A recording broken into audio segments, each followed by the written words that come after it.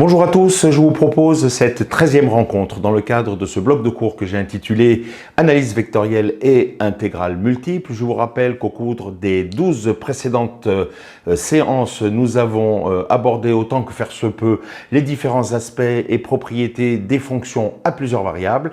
Et donc là, nous passons aujourd'hui au chapitre 2, chapitre consacré aux intégrales curviligne. Chapitre 2.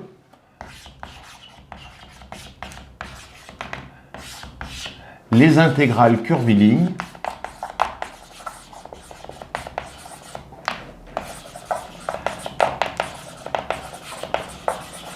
et avant d'entamer véritablement les différentes notions et propriétés des intégrales curvilignes, nous allons revoir, première partie, les notions de champ scalaire et champ de vecteur. Champ de vecteur. En fait, vous allez voir que, notamment pour les champs de vecteurs, il va y avoir une connexion très très forte avec les propriétés des formes différentielles que nous avons terminées la semaine dernière. C'est la raison pour laquelle je vous rappelle, donc définition, on va le faire très sommairement si vous voulez. Alors un champ de vecteur, d'abord pardon, un champ scalaire, si on a un domaine D dans R2, eh bien, un champ scalaire, c'est une application, on l'avait vu tout au début, rappelez-vous, c'est ce qui va permettre d'associer à un point M de coordonnées xy un nombre phi de M noté ou phi de xy.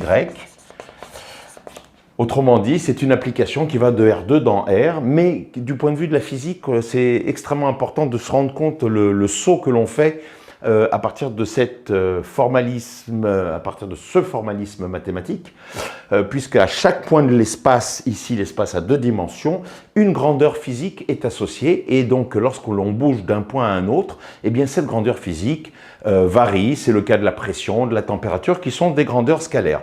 Ça, c'est la première partie. Alors pour la partie champ de vecteur, qui va plutôt nous intéresser aujourd'hui, alors on va noter V. De nouveau, une application qui va aller de R2, cette fois-ci dans R2. Autrement dit, à un point de coordonnées toujours XY, eh bien, on va associer V de M. Et vous voyez bien donc que V de M est défini par deux composantes. On va dire par exemple P de M et Q de M. Ou ça pourrait être noté comme on l'avait vu, vous n'êtes maintenant pas sans savoir qu'on va noter V de XY, c'est P de XY, Q de XY. Voilà. Donc ça, ce sont des notions extrêmement familières pour vous. Le champ de vecteur, c'est je suis ici dans un domaine D du plan. Et donc, on a tout un tas de variations possibles en fonction du point M. Je suis en un point M, j'ai ici V de M, V de M ici. Et puis, donc là, voilà le point M. Et puis, j'ai un autre point M, je suis ailleurs. Et donc, j'ai le V de M correspondant, si vous voulez. Et donc, voilà, donc ça, c'est pour le point M1, par exemple. Ça, c'était le point M2. V de M2.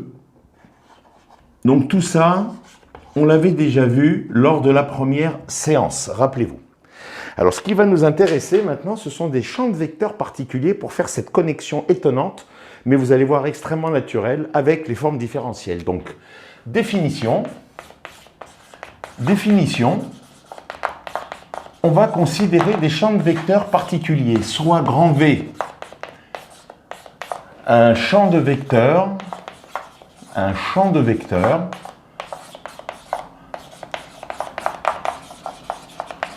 de composantes, donc de composantes, comme on l'a fait ici, hein, si vous voulez, de composantes P et Q.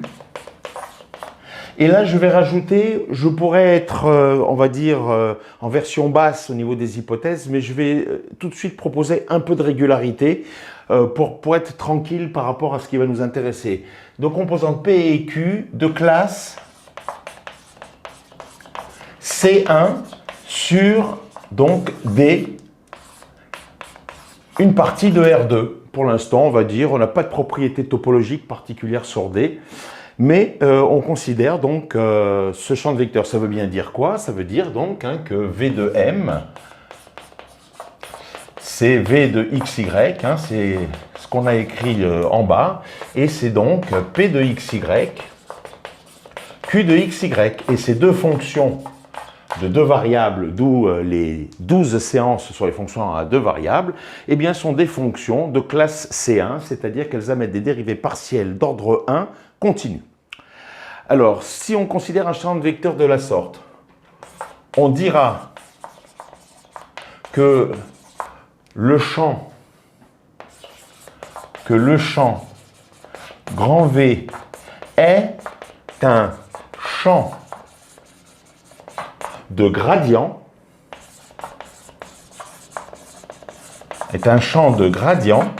s'il existe un champ scalaire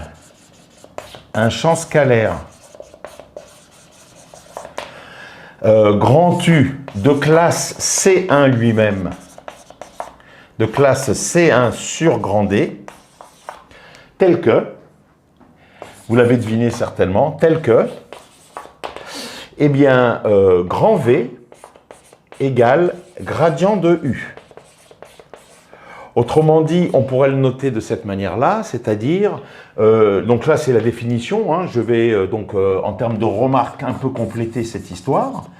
Ça veut dire ni plus ni moins que grand V, eh bien, il a des composantes a priori quelconques P et Q. Eh bien non, c'est pas si quelconque que ça, puisque c'est un champ de gradient. On va pouvoir écrire que P, c'est du sur dx, évidemment au point xy. Après, je vais simplifier les écritures comme d'habitude. Et Q, c'est du sur dy, bien évidemment au même point xy.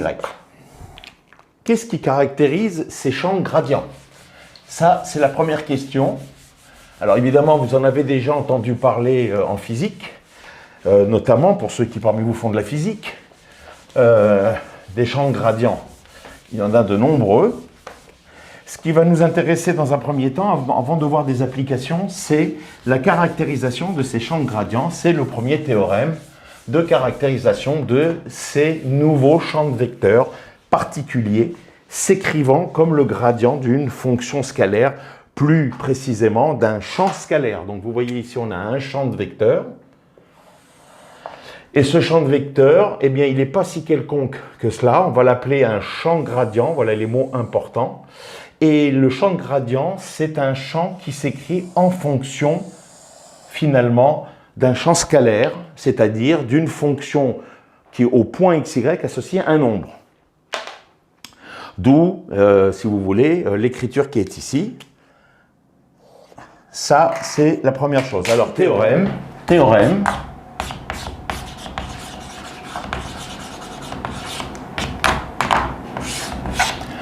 Donc on va caractériser ces champs de gradient très précisément. Soit grand V,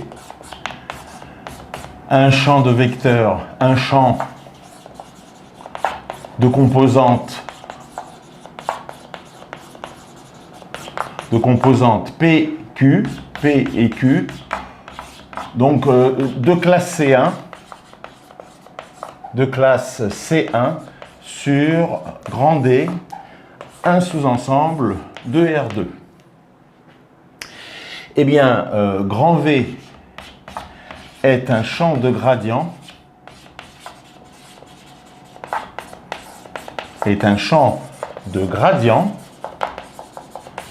si et seulement si,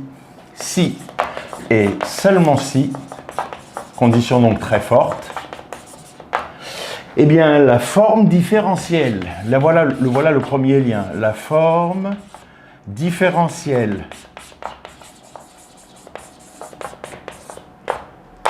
oméga, une forme différentielle, vous allez le voir tout de suite, c'est une forme, on aurait pu le rajouter là-bas, une forme différentielle oméga égale P dx plus Q dy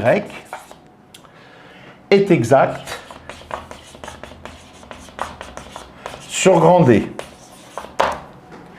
Première partie du théorème. Deuxième partie extrêmement naturelle quand on aura fait le lien de cette première partie entre les champs de gradient et une forme différentielle. En particulier, si grand V est un champ de gradient,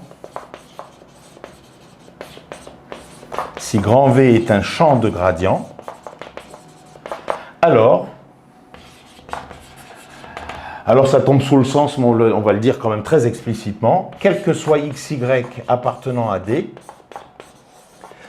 eh bien vous allez avoir ni plus ni moins que dp sur dy en xy égale dq sur dx en xy. Voilà le lien entre les champs de gradient et une forme différentielle, pire que ça, forme différentielle exacte. C'est le lien véritable entre ces deux notions. Alors pourquoi? Preuve. Voyons la preuve, si vous voulez. La preuve.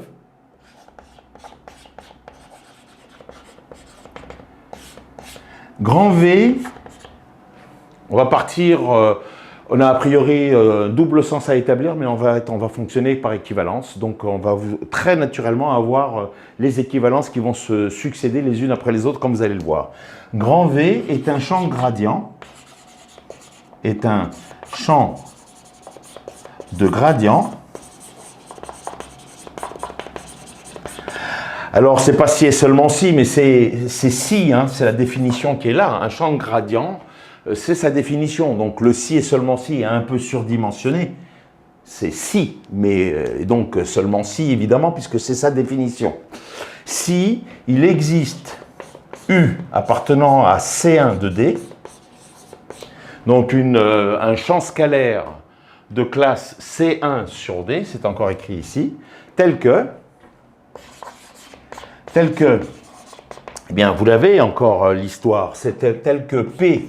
Alors, permettez-moi de simplifier les notations, j'enlève la dépendance en XY, évidemment, c'est pour tout XY, décrivant le sous-ensemble grand D de R2. Eh bien, P s'écrit DU sur DX, et Q s'écrit DU sur DY. Ça, c'est la définition, donc c'est plus qu'une équivalence, c'est la définition d'un champ de gradient.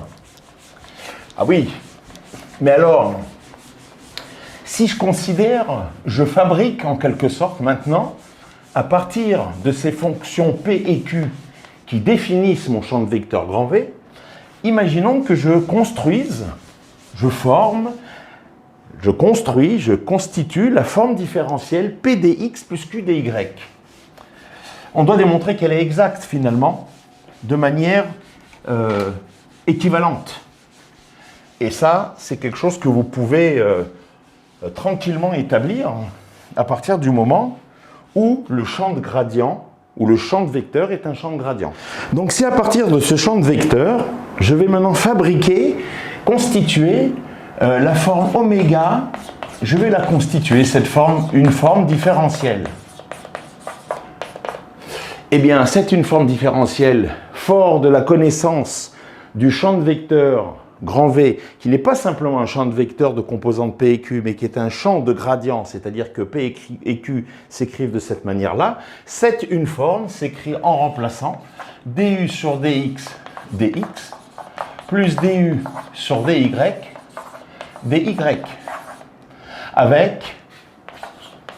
avec U qui a priori appartient à C1 de D. Ça, c'est le minimum vital, par définition, du champ de gradient. Oui, mais si U est C1 et qu'on a cette combinaison, c'est-à-dire cette une forme particulière, je vous renvoie bien évidemment à la capitalisation des connaissances que nous avons maintenant sur les formes différentielles. Ça, c'est ni plus ni moins la différentielle de ce champ scalaire grand U. Autrement dit, on est en train d'écrire qu'il existe U appartenant à C1 de D, tel que oméga s'écrive du. Donc ça veut bien dire, par équivalence abusive, enfin, c'est par définition, ça veut dire que oméga est exact. Donc l'équivalence est extrêmement simple. Simplement, il y a transfert des propriétés du champ de gradient sur la forme différentielle constituée par les composantes de ce champ de vecteurs. C'est aussi simple que ça. Et du coup, il y a une relecture de cette propriété de champ de gradient sur une forme différentielle avec une prise de conscience qu'il s'agit ni plus ni moins ici que de la différentielle de ce champ scalaire grand U qui existe par définition du champ de gradient. Ça s'arrête là. Alors, vous voyez le en particulier, hein, ça c'est la première partie. La deuxième partie, donc je vais mettre un petit point pour faire une structuration un peu plus hiérarchisée. Eh bien, évidemment, si grand V s'écrit grade de U, on vient de voir que, hein, c'est ça que ça veut dire, c'est un champ de gradient, on vient de voir que oméga égale du, c'est-à-dire oméga est exact. Et donc, si en particulier, si V, alors, attention, on n'est pas dans l'équivalence là, on est dans le si alors, dans le particulier. Eh bien, ça implique, vous voyez où je veux en venir, que oméga est fermé. Mais oméga fermé, donc là, ça implique si je n'ai pas de propriété topologique sur grand D. Donc si oméga est fermé, ça, par définition, on l'avait vu, là, ça veut dire que d oméga égale 0. Et d oméga égale 0, si oméga s'écrit comme ça veut dire ni plus ni moins. Ça veut dire ni plus ni moins, je vais l'écrire là, allez, vous l'avez dit, je l'écris là. Ça veut dire que la condition dp sur dy égale dq sur dx est évidemment vérifiée, puisque c'est écrire que la dérivée extérieure, ou externe, on le dit, dérivée extérieure pour reprendre le vocable qu'on avait constitué, de cette une forme qui est une deux formes différentielles, rappelez-vous la semaine dernière, eh bien, cette dérivée extérieure est nulle, puisque la forme est fermée. Donc, on a cette condition-là. Voilà, très simplement, cette histoire de, en particulier, si V est un champ de gradient, évidemment, cette condition est vérifiée en tout point xy ou d'une manière formelle, indépendamment du point, sur l'égalité des deux dérivées partielles, ce qui veut bien dire que, je vous rappelle que deux fonctions sont égales, si et seulement si, c'est la définition, c'est même pas si et seulement si, c'est si, mais donc seulement si, parce que dans l'autre sens c'est trivial, si en tout point les deux fonctions sont égales. On est bien d'accord. Donc si c'est voilà, d'accord, je n'en dis pas plus, je pense qu'on est tous au même point sur cette histoire-là. Une petite remarque quand même, une remarque. Évidemment, si grand D est un ouvert étoilé, alors cette condition qui caractérise une forme différentielle fermée va permettre de remonter dans ce sens-là. Ça, c'est si on a un ouvert étoilé. Alors, on peut remonter que la forme est exacte, voire théorème de Poincaré. Et je vais dire un mot tout de suite sur ce théorème, même si on ne l'a pas établi. Et si la forme, elle est fermée, donc elle est exacte dans ce cadre topologique de sous-ensembles de R2 qui sont des ouverts étoilés par rapport à ce que nous avions vu sur les formes différentielles, alors, à ce moment-là, eh bien, la forme étant exacte, évidemment, le théorème, la première partie du théorème dit que si la forme est exacte, alors le champ de vecteur est un champ de gradient. Vous voyez là, comment dirais-je, le déplacement, la translation, le déplacement plutôt, du vocabulaire. Hein. On est dans les une forme de manière équivalente avec les champs de vecteurs qui sont des champs de gradient. Donc alors, dp sur dy égale dq sur dx implique que oméga est fermé. Et du coup, ça c'est équivalent à ce que oméga est exact, théorème de Poincaré. Et donc par le début du théorème, ça veut bien dire que V, c'est un gradient d'un champ scalaire, ou c'est ce que l'on appelle tout simplement un champ de gradient. Donc, si le théorème de Poincaré dans sa version faible, c'est-à-dire sur un ouvert étoilé, eh bien, une forme différentielle est exacte si et seulement si elle est fermée. Évidemment, c'est surtout la réciproque qui est la partie, comment dirais-je, nouvelle dans le résultat, puisque toute forme différentielle exacte est fermée, nous l'avions démontré.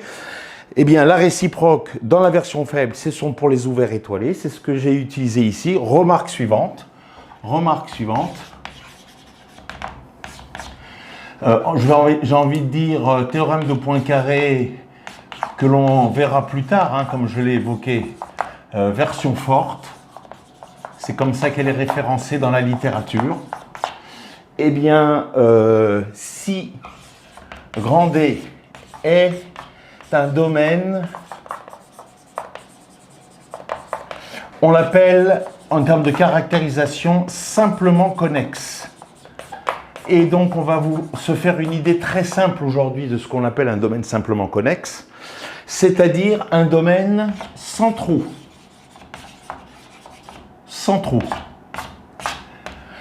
Si grand D est un domaine simplement connexe de R2, ou de Rn même, ce serait, ici on est dans R2, alors, eh bien, on va dire d oméga égale 0, logiquement équivalent. Il existe un U appartenant à C1 de D, tel que, eh bien, DU égale oméga. Autrement dit, on pourrait l'écrire encore une fois autrement. Oméga fermé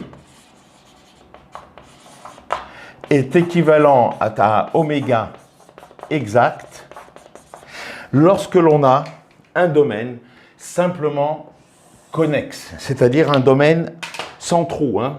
Ça, ce n'est pas un domaine simplement connexe. Parce que il y a un trou si j'enlève ce morceau de ce domaine oméga D. Donc voilà, si j'enlève ce domaine de D, donc D n'est pas simplement connexe ici.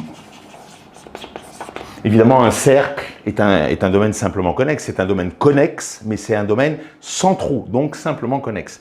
Eh bien, dans la remarque, hein, je vais faire une autre remarque. Évidemment, on pourrait établir que les ouverts étoilés sont simplement connexes.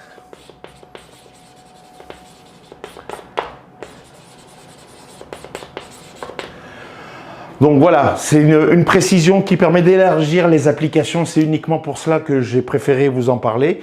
Parce qu'on va arriver très rapidement et vous allez reconnaître pour certains d'entre vous déjà des opérateurs différentiels qui interviennent dans des applications de la physique, de la mécanique des fluides. Et donc, il n'y a rien à faire. À un moment donné, les ouverts étoilés, c'est bien gentil, mais il y a de nombreuses applications où les ouverts ne seront pas étoilés, mais seront simplement connexes. Et c'est ce qui sera important pour l'ensemble des applications et des résultats que nous allons voir. Voilà. Après cette caractérisation, donc, dans les ouverts de R2, simplement connexes ou pas, étoilés ou pas, de ce que l'on appelle des champs de gradient définis sur R2, sur un domaine de R2, voyons ce qui se passe maintenant dans R3. Donc, dans R3,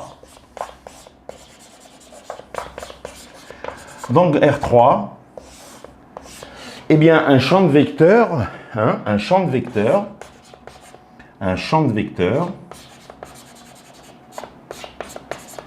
va s'écrire avec trois composantes. S'écrit, eh bien, grand V égale P, Q et R. Et cette fois-ci, P, Q et R sont des fonctions des trois variables x, y avec P, Q et R de classe C1 sur un sous-ensemble, grand D de R3. Donc dans R3, grand V va s'écrire comme le gradient d'un champ scalaire grand U, eh bien, si et seulement si, on va avoir donc la forme différentielle oméga égale P dx plus Q dy plus R dz est exacte. Mais ça, on l'a vu la semaine dernière aussi, ça veut dire qu'on dispose donc pour P, Q et R des trois relations qu'on avait établies. Ça veut dire si et seulement si, alors si D est soit simplement connexe, soit étoilé. Si D est étoilé ou D simplement connexe maintenant,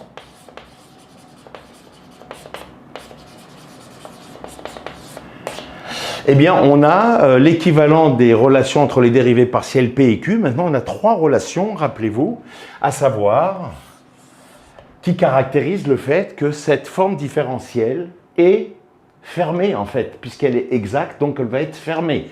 Donc, évidemment, on va avoir la caractérisation dans un sens de manière très naturelle, à savoir que si V est un gradient, cette forme différentielle est exacte, c'est le prolongement de ce qu'on a vu dans R2. Mais maintenant, cette forme différentielle est exacte, elle est donc forcément fermée. Ça, c'est quelle que soit la topologie de D. Et inversement, donc dire qu'elle est fermée, on va avoir les relations différentielles que je vais écrire tout de suite. Mais inversement, si ces trois relations différentielles sont satisfaites, alors la forme fermée sera exacte sur un domaine étoilé ou sur un domaine simplement connexe. C'est l'héritage finalement de ce que l'on a vu sur les formes différentielles. Alors, qu'est-ce que l'on a? Eh bien, on a dr sur dy égale dq sur dz. Et puis, rappelez-vous, il suffit de faire tourner par permutation circulaire entre p, q et r et x, y, z. Donc, après r, eh bien, il vient p. Après y vient z. Après q vient r. Et après z vient x. Donc ça, c'est la deuxième relation. Et la troisième, après p vient q. Et après z vient x. Et après r, p, q, r, donc c'est p qui vient sur dy. D'ailleurs, ça, c'est la relation que l'on a pour une forme différentielle fermée dans R2.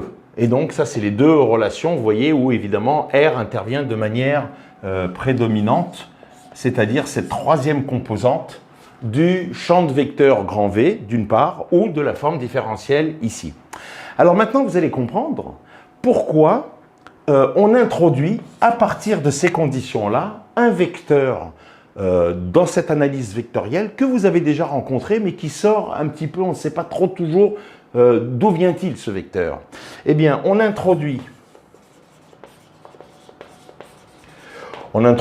définit alors, certains vont commencer à débattre, c'est un vecteur, c'est un vrai vecteur, c'est un pseudo-vecteur. Nous n'en sommes pas là, on l'appelle le rotationnel du champ de vecteur de grand V par, et en fait, on va bien l'écrire comme un vecteur. Qu'est-ce que vous voulez que je vous dise? Donc, on va le noter rot. Et alors, certains mettent une flèche un petit peu tourbillonnaire. On va en parler aussi de ça par rapport aux applications de la mécanique des fluides. Et on le note comme ça, rot de V. Donc, c'est un symbole. Il n'y a rien à comprendre pour l'instant. Et donc, quelles sont les composantes, figurez-vous, de ce vecteur? Eh bien, c'est très simple. C'est dr sur dy moins dq sur dz. dr sur dy moins dq sur dz. Ah oui, vous avez compris. Et puis la deuxième, eh bien, on continue par permutation. Donc, ce sont ces relations-là qu'on a mises à zéro, mais qui ne sont pas à zéro quand on a un rotationnel, allez, disons-le, non nul. Eh bien, donc, dr sur dy moins dq sur dz. Maintenant, j'ai un dp sur un dz moins un dr sur un dx, voyons voir, dp sur dz, moins dr sur dx, ça marche tout seul. Hein. Et puis vous avez un dq, enfin, sur dx, moins un dp sur un dy. Voilà, j'ai presque envie de dire 3 barres. Hein. Vous connaissez ça, ça veut dire par définition. Définition.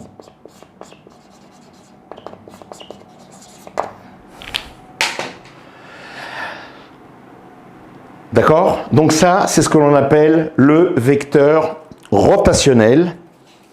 Et il est évidemment extrêmement utile.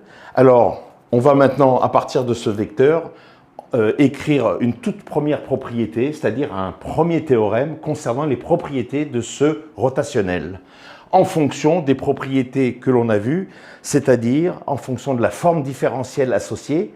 Le rotationnel est nul. Si ce vecteur est nul, ça veut dire que ces conditions sont vérifiées. Si vous êtes dans un domaine simplement connexe ou un domaine étoilé, ça veut dire que la forme différentielle est exacte. Si la forme différentielle est exacte, ça veut dire que le champ de vecteur, c'est un champ de gradient. Autrement dit, rotationnel de V égale à 0 implique que V est un gradient ou équivalent selon que l'on a la topologie adaptée pour toujours jouer entre forme exacte et forme fermée. J'efface et on dit ça de manière très structurée tout de suite. Donc on va voir théorème. Théorème. Soit V de composante P, Q, R de classe C1. De classe C1 sur D inclus dans R3. D'accord? On va commencer avec D quelconque dans R3, a priori. Alors, si V est un champ de gradient,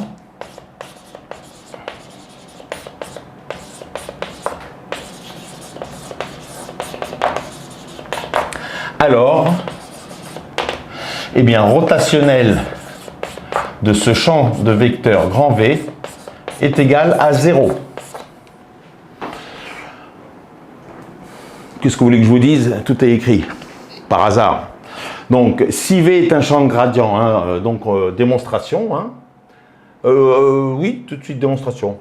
Donc, tout est écrit, mais je vais dire, et donc, dans ce cas, puisque V est un champ de gradient, il existe U appartenant à C1 de D, tel que V s'écrive gradient de U. Puisque V est un champ de gradient. Et donc, on obtient que rotationnel d'un gradient d'un champ scalaire est égal à 0. J'ai simplement substitué V par le gradient du champ scalaire, vu que par hypothèse, on a bien un champ de vecteur qui est un champ de gradient. Alors, ça c'est une conséquence. J'aurais pu entourer aussi cette propriété-là, puisque ça c'est le fait que le champ V est un champ de gradient. Alors la démonstration elle est simple, hein, preuve.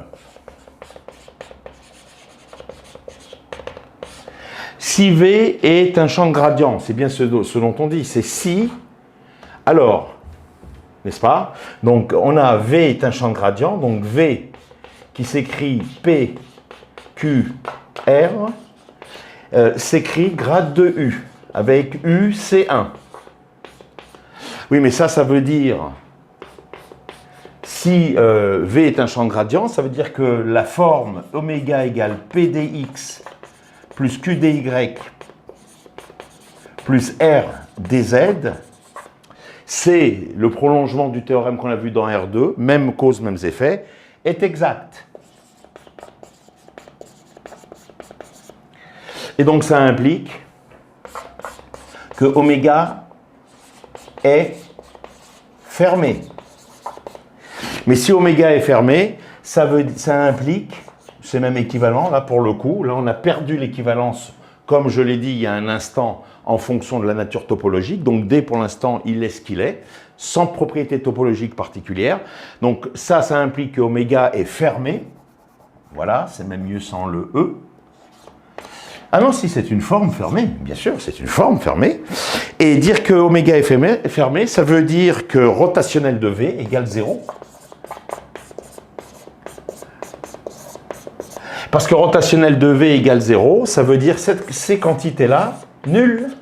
Donc ça veut dire ces trois relations qui sont ici, qui ne traduisent ni plus ni moins le caractère fermé de la une forme différentielle oméga de composante P, Q, R, autrement dit écrite sous la forme PDX plus QDY plus RDZ, qui est une forme fermée par définition de la fermeture d'une forme différentielle, à savoir que sa dérivée extérieure est nulle, et dire que sa dérivée extérieure est nulle, ça veut dire que ces trois conditions sont satisfaites, ou vu autrement, que ce vecteur-là a des composantes nulles.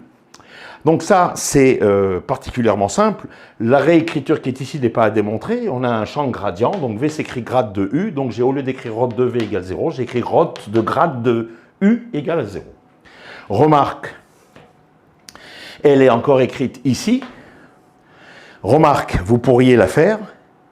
Si maintenant rot de V est égal à 0, si vous avez un champ de vecteurs dont le rotationnel est nul, alors si vous êtes dans un domaine simplement connexe ou étoilé, que se passe-t-il? Le rotationnel est nul, cette quantité-là est nulle. Ces trois relations, donc, ici, sont vérifiées. Donc la forme différentielle PDX plus QDY plus RDZ est donc fermée. Et donc vous voyez la remontée, on a besoin de la faire et ça coincerait ici en fonction de la topologie de grand D. Mais si je suppose que grand D est étoilé ou simplement connexe, ce rotationnel nul veut dire que la forme PDX plus QDY plus RDZ est fermée. Et donc par topologie adaptée, je vais dire que la forme n'est pas seulement fermée, mais qu'elle est exacte. Mais étant exacte, on avait vu que c'est complètement équivalent à dire que le champ de vecteur est un champ de gradient. Donc, remarque, la réciproque est vraie en deux mots, si grand D est un ouvert étoilé ou un domaine simplement connexe dans R3. Donc, remarque, si vous voulez, remarque, si grand D est simplement connexe,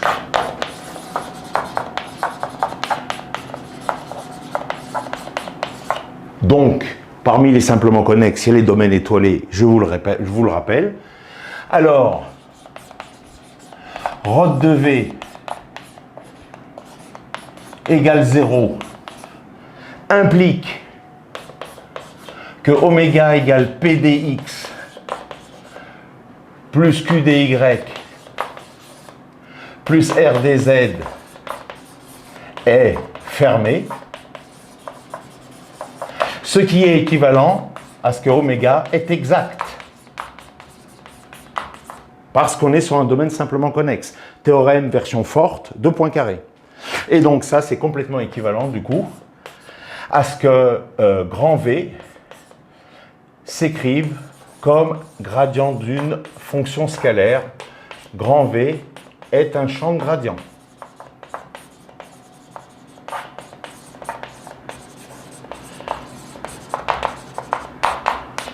Après, cette propriété, ces deux propriétés du rotationnel, c'est-à-dire propriété de rotationnel nul avec l'équivalence des champs de vecteurs qui sont des champs de gradient lorsque les domaines géométriques ont la topologie qui permettent d'avoir cette équivalence. Mais dans tous les cas, si vous avez un champ de gradient, le champ en question de vecteurs a un rotationnel nul. D'ailleurs, on dit que le champ est irrotationnel parce que son rotationnel est nul. Alors, autre définition et autre opérateur important que vous connaissez certainement, définition, eh bien, soit grand V de composante PQ, PQR, on va être en trois dimensions, de classe C1 toujours, pour ne pas avoir trop de difficultés, de classe C1 sur grand D, un ouvert de R3, eh bien, on appelle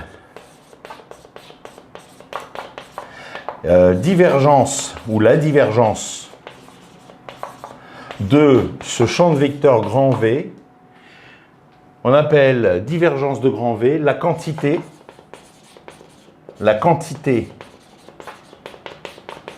scalaire définie par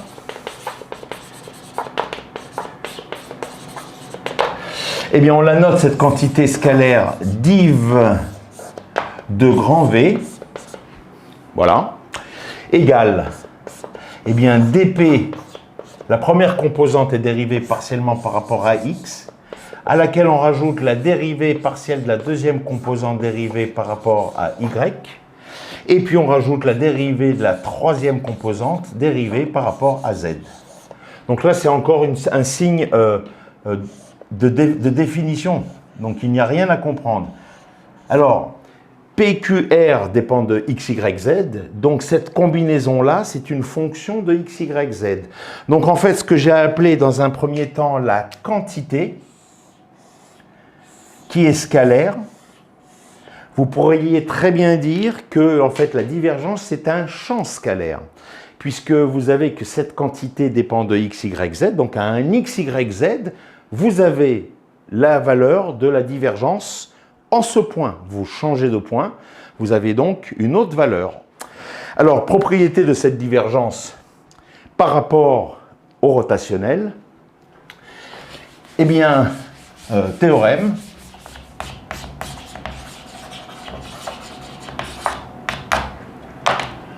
Alors, il faut exiger un peu plus de régularité, vous allez comprendre tout de suite. Soit V, un champ de composantes PQR de classe C2 sur grand D, un ouvert de R3. J'ai besoin que les deux dérivées partielles secondes, toutes confondues, et notamment les croisées, comme on va le voir, soient des dérivées partielles qui existent. Alors, on met un peu plus en disant qu'elles existent et qu'elles sont continues. Alors, eh bien, la divergence du rotationnel de ce champ de vecteurs est égale à 0. Écoutez, il suffit d'écrire, hein. Il suffit d'écrire. Alors, rotationnel de V, vous ne l'avez pas. Preuve.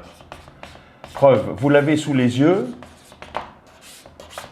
Je vais écrire le rotationnel de V pour économie de place. Pour économie de place, je vais l'écrire horizontalement, si vous voulez. Ces composantes, je vais l'écrire, hein, comme j'ai écrit PQR, je vais écrire les trois composantes du rotationnel. Alors, rappelez-vous, c'est dr sur dy moins dq donc sur dz, dr sur dy moins dq sur dz. En fait, le petit truc hein, pour que vous puissiez être autonome, c'est de se rappeler que de ce terme-là. J'ai besoin de savoir que je commence par r et que je dérive par rapport à y, c'est-à-dire la deuxième coordonnée. Alors là, je retire le dual, j'ai presque envie de dire, c'est pas le dual, c'est un peu fort, je retire l'équivalent. Puisque j'ai dérivé par rapport à y, c'est la deuxième composante donc, qui intervient, CQ. Puisque j'ai dérivé ici la troisième composante, c'est donc la troisième coordonnée qui intervient. Voilà. Donc si vous retenez le premier terme, tout est bon. Parce que maintenant, on fonctionne, comme je vous l'ai dit, par permutation circulaire. R passe à P, Q passe à R. Y passe à Z et Z passe à X. Là, c'est bon. Ensuite, P passe à Q, Z passe à X, R passe à P et X passe à Y. Voilà le rotationnel, rappelez-vous. Alors, la divergence de ce vecteur. Si pour un vecteur de composante PQR, on a cette quantité-là, eh bien, il faut écrire, se prendre par la main pour écrire la divergence de ce vecteur. De ce vecteur, en quelque sorte, par définition, ben, écoutez, c'est la dérivée partielle par rapport à x de cette quantité, plus la dérivée partielle par rapport à y de celle-ci, plus la dérivée partielle de cette quantité par rapport à z. C'est la définition dans un cadre général que j'applique à ce vecteur particulier. Allons-y. C'est d sur dx de c'est écrit juste au-dessus, donc on va essayer de ne pas se tromper. dr sur dy moins dq sur dz, plus d sur dy de, eh bien, donc on a un dp sur dz, dp sur dz moins un dr sur dx. Et puis enfin, ce qui n'est pas, vous voyez, exceptionnel, mais il faut se prendre en main, d sur dz, et donc de cette quantité, à savoir dq sur dx moins dp sur dy. Alors on développe tranquillement, égal. Donc il va y avoir un d2r sur un dx dy moins un d2q sur un dx dz. Ça, c'est pour ces quantités-là. Voilà. Et puis alors plus un d2p sur dy dz, c'est pour ici, moins un d2p, un d2r, pardon, sur un dy dx, dx. Voilà, on va y arriver. Et puis il reste le dernier, donc plus d2q sur dz dx, dx décidément, voilà, et moins un d2p sur un dz dy, dz dy. Est-ce que tout est clair? À peu près. Et donc, il ne reste plus qu'à voir ce qui se simplifie, ou pas. Comme PQR sont de classe C2, le lemme de Schwartz s'utilise de manière inconditionnelle. Donc on a D2R sur dx dy avec D2R sur dx dy, certainement pas avec ce feutre, mais peut-être avec celui-là. Voilà.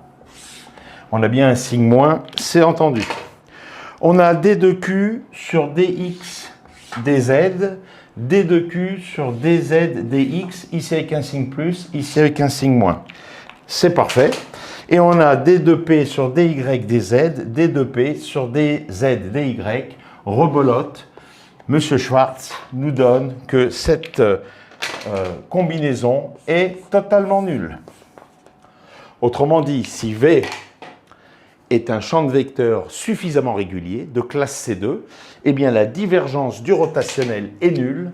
Ça, c'est une formule d'analyse vectorielle que certains d'entre vous connaissent et qu'il faut impérativement se souvenir, un peu comme on l'a vu tout à l'heure, que le rotationnel d'un gradient est toujours nul.